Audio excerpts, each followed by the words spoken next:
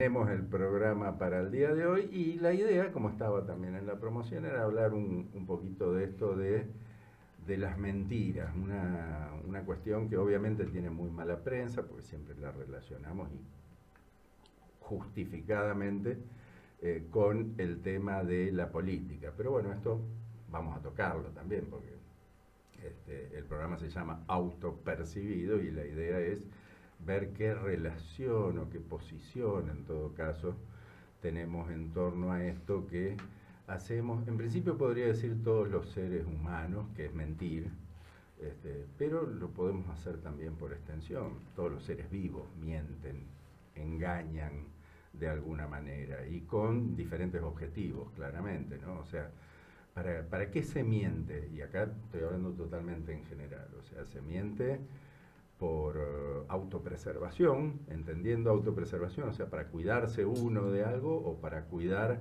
a un grupo familiar o a un grupo de amigos, si es que estamos hablando de seres humanos o a una especie.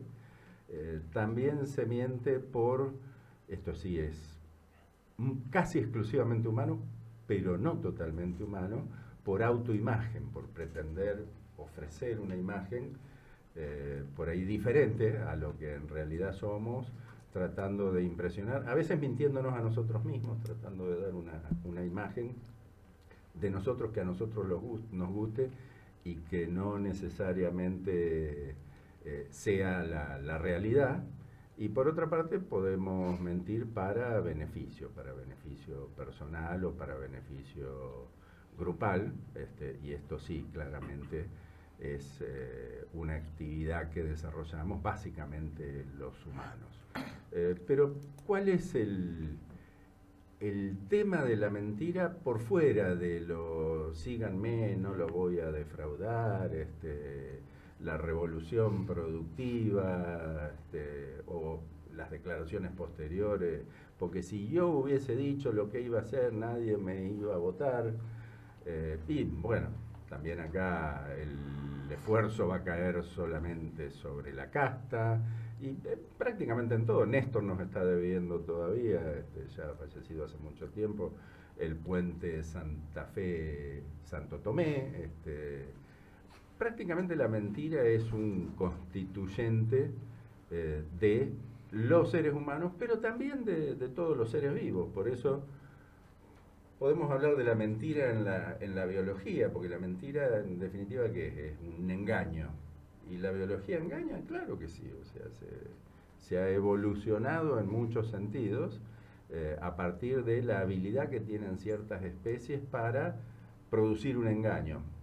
A ver, no es que una serpiente se despierta un día, una serpiente digamos gris, oscura, se despierta un día y dice, ah, me voy a hacer parecida a la yarará para hacer una falsa yarará y tener menos problemas con los predadores, para que los predadores me identifiquen como una especie peligrosa, entonces la paso mejor porque no me van a estar comiendo la mayoría de los animales que comen a las serpientes, que no son la yarará. Claro, esto pasa, pero no es que decide mentir, sino que es un proceso evolutivo. El darwiniano Mozo seguramente tendrá algunos aportes que hacer al respecto, que llevan a que haya una especie de arte del engaño.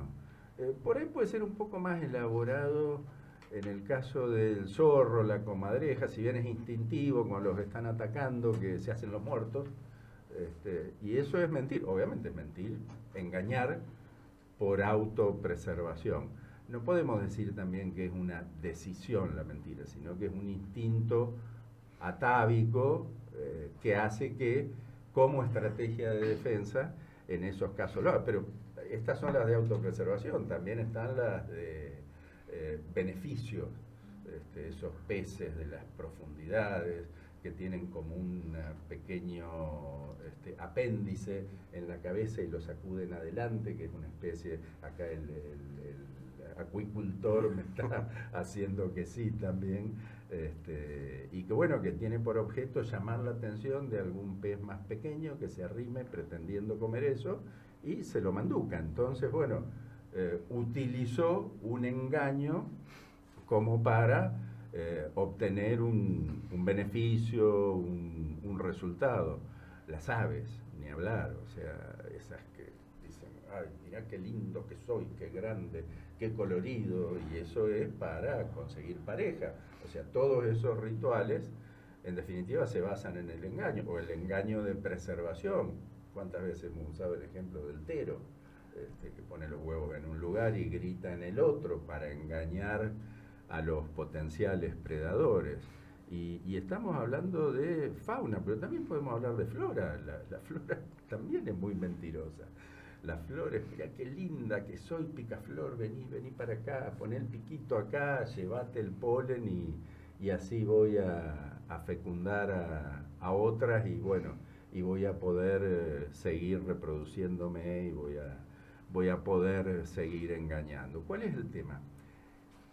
En general, en lo que tiene que ver con la biodiversidad, el engaño es en interespecífico, no intraespecífico. O sea, especies que engañan a otras especies. Si bien también hay especies que engañan a los de su propia especie por diferentes razones, la situación más común es que en lo que tiene que ver con la biología, en lo que tiene que ver con la biodiversidad, hay muchas especies, la mayoría de las especies, usan el engaño para engañar a otras y obtener beneficio. En el caso de los seres humanos, si bien engañamos a muchas especies, básicamente estamos enfocados en engañarnos entre nosotros por diferentes razones. Y la mentira, como dije, es una parte constitutiva, porque, a ver, estereotipamos la cuestión con respecto al tema de la política, pero, qué sé yo, vendedor de auto, llévatelo, chiche, bombón, joya, nunca taxi, la casa, ay, el barrio es re tranquilo, estás comprando ropa, ay, te queda divino. O sea, todo ese tipo de cuestiones obviamente forman parte de lo que ha sido nuestro desarrollo, nuestra evolución. Incluso hay mentiras candorosas y simpáticas, sobre todo en el caso de los chicos. No voy a decir quién, pero estaba en la familia. Una madre decidió un sistema de, podríamos llamarlo de soborno, a una pequeña que se hacía pichí en la cama prácticamente todas las noches, y como para incentivar que tenga más cuidado y que esto empiece a hacerse cada vez menos frecuente, decidió sobornarla con un pequeño chocolatín. Y el chocolatín era si a la mañana el pañalín, el pull-up estaba seco. Y la nena, a quien adoro, pasaba a cobrar con el pañalín seco toda la mañana su chocolatín. Estas son las mentiras de patas cortitas, porque en determinado momento, 5 o 6 días después de haber cobrado su chocolatín, encontramos, perdón, esto no fue en casa, se encontró una pequeña montañita de pañales húmedos escondida en un lugar del baño.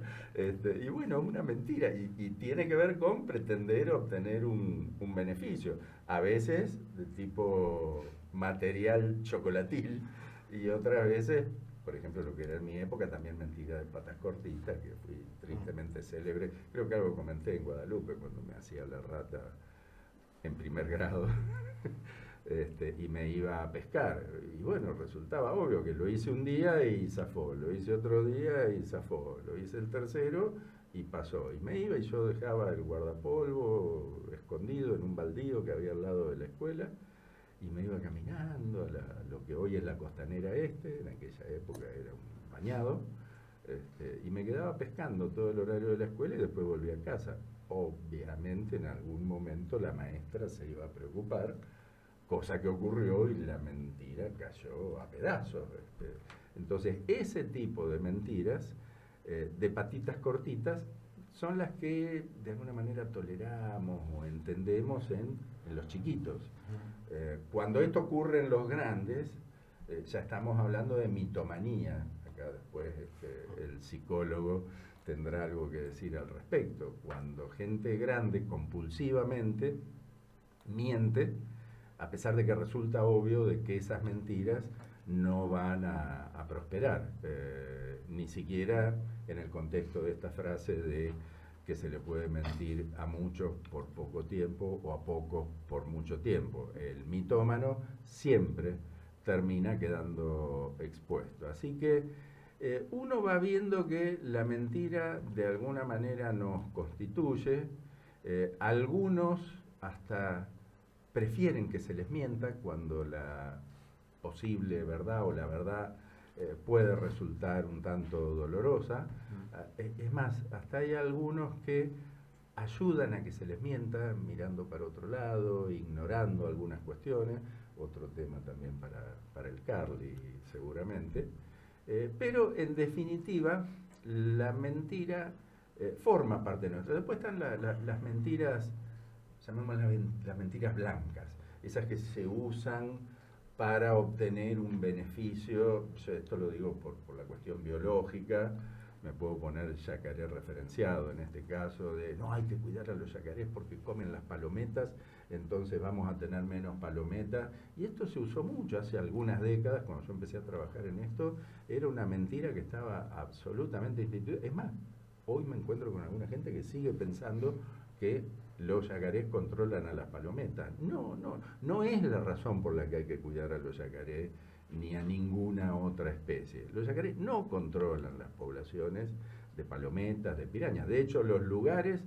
donde mayor cantidad de palometas y pirañas podemos encontrar son también los lugares donde mayores son las poblaciones de los yacarés o cocodrilos involucrados. Así que no es esa la forma. Que puede servir en algún momento, en algún caso puntual, para que alguien reflexione, y sí, pero después, cuando la verdad surge, termina siendo más complicado. Otra en biología, otra vez, disculpa, tiene que ver con los cocodrilos, hay un paper muy bueno de Rashira Samawera, que tiene como 15 autores distintos, que la verdad que echa por tierra con esta idea de los cocodrilos en general. Acá no estamos hablando de los yacarés, porque siempre dicen, no, son importantes por esto, porque fabrican espacios para refugio de otras especies, aportan producción primaria a los ambientes, son monitores, indicadores de salubridad del ambiente, controlan las palometas, controlan qué sé yo, huéspedes intermediarios de parásitos que influyen en la ganadería. Siempre está toda esa minoría. O sea, hay que cuidarlos porque sirven para esta cuestión. Y justamente ese paper lo que dice clarísimamente es que no hay absolutamente ninguna prueba científica de que sirvan para algo, o sea, de que sirvan para algo en el enfoque utilitario que tenemos los seres humanos, digamos, con respecto a esa cuestión. O sea, está absolutamente claro que no hay ninguna evidencia científica de que sean útiles para esas cosas. Dicho crudamente, como lo dice Graham Webb, ex presidente del grupo de especialistas en cocodrilos, de acuerdo a ese paper, los cocodrilos podrían desaparecer de la faz de la Tierra en este momento y no pasaría nada. Es una barbaridad, dicho de esta manera.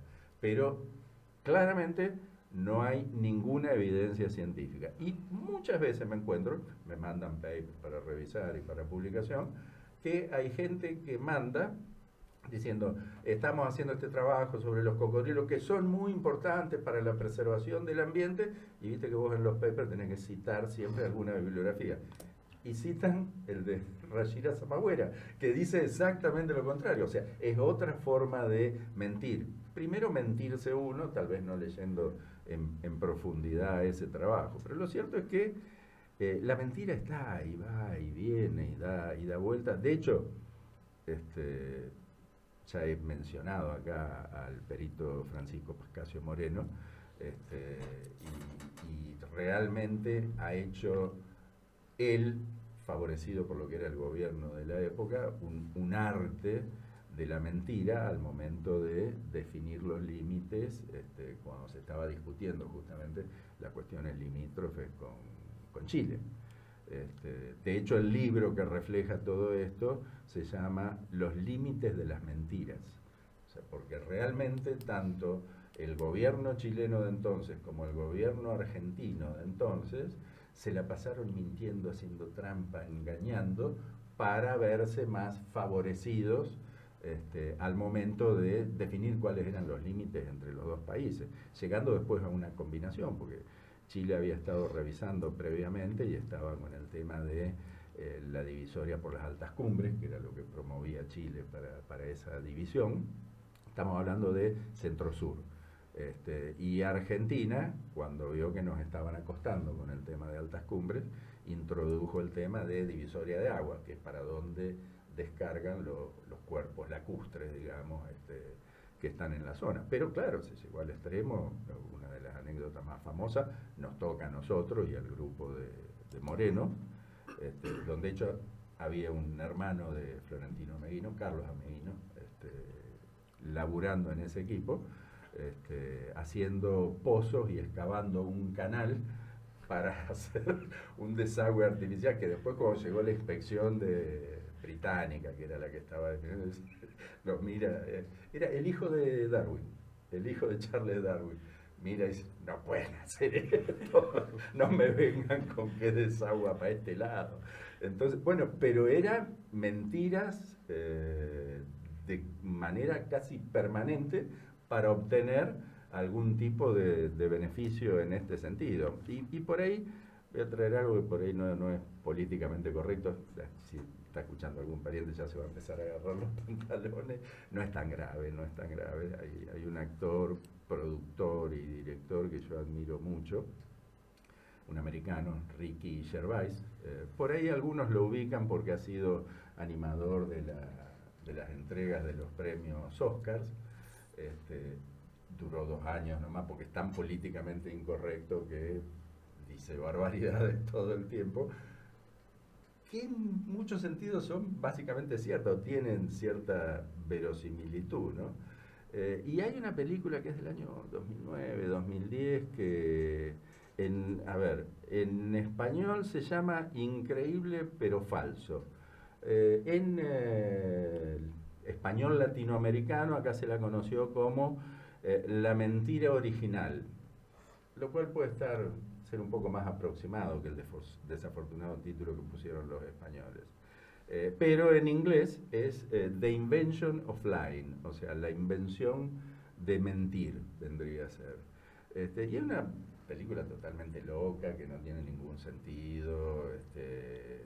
O sea, es un mundo exactamente igual que el que tenemos ahora, exactamente como lo conocemos ahora, pero con una particularidad: nadie miente en nada, lo cual es imposible porque jamás el mundo sería de esta manera si no hubiésemos pasado toda la historia de la evolución mintiendo. Pero bueno, el tema es: la gente tiene departamentos, autos, tiene sus trabajos, tiene sus peleas en el trabajo, pero nadie puede mentir, al punto de el personaje de Ricky Gervais, que siempre es bastante autoflagelado, invita a salir a una chica, compañera de trabajo: yo salir con vos, si sos un gordo estúpido, te desprecio. Ah, bueno, perfecto, muchas gracias, qué sé yo. Vas a comprar un auto y dice, bueno, ¿cómo me lo pagás? Así, así, así, bueno, bueno. La situación es, todo es ¿verdad? Absolutamente cierto. No hay forma de mentir en nada. Y un día va al banco porque tenía la madre con un problema de un cáncer, o sea, una enfermedad terminal, a ver cuánto tenía de dinero para sacar en la cuenta del banco, y no le alcanzaba el dinero, y él dice medio así como trabándose, dice, no, lo que pasa es que yo, supongo que había $2.000, dice, lo que pasa es que yo necesito 5.000. Y la que estaba atendiéndolo dice, ¿usted me dijo que tiene 5.000? Y él dice, sí, tengo 5.000. O sea, mintió. Por primera vez en la historia, mintió. Y la chica dice, perdón, debe haber sido un problema del sistema, acá tiene los $5.000, y se va con la platita así y descubre que mentir es posible y que a partir de la mentira, y esto va evolucionando y va progresando toda la cuestión, al punto de que se compra una casa, una mansión enorme, con el argumento de, no, yo tenía $2 millones en la cuenta, disculpe señor, por favor, como nadie miente, el que miente empieza a encontrar la forma de beneficiarse. Pero el tema es que sigue la cuestión por el lado de la madre, que seguía muy enferma, con esta enfermedad terminal. Claro que la película es una comedia, te hace reír mucho, pero tiene sus momentos obviamente de dureza. Y la madre preocupada dice, me queda poco tiempo de vida, y ahora me voy a morir y se acaba todo. Y él le dice, no, no, no se acaba todo. ¿Cómo que no se acaba todo? No, no, no. En realidad hay otra vida después, hay un ser superior que te está esperando. Es terrible la película, porque todos entienden para qué lado vamos, ¿no? O sea, según esta película, The Invention of Lying es la invención de las religiones para calmar la ansiedad que produce en los pueblos el hecho de esto incomprensible con lo que tenemos que convivir. Acá me pongo un poco existencialista, que tiene que ver con la nada y el infinito. Así que si no nos mentimos un poco y si no mentimos, la verdad que es muy difícil estar parados en este planeta. Y ya les voy a devolver la pelota después de un tema musical.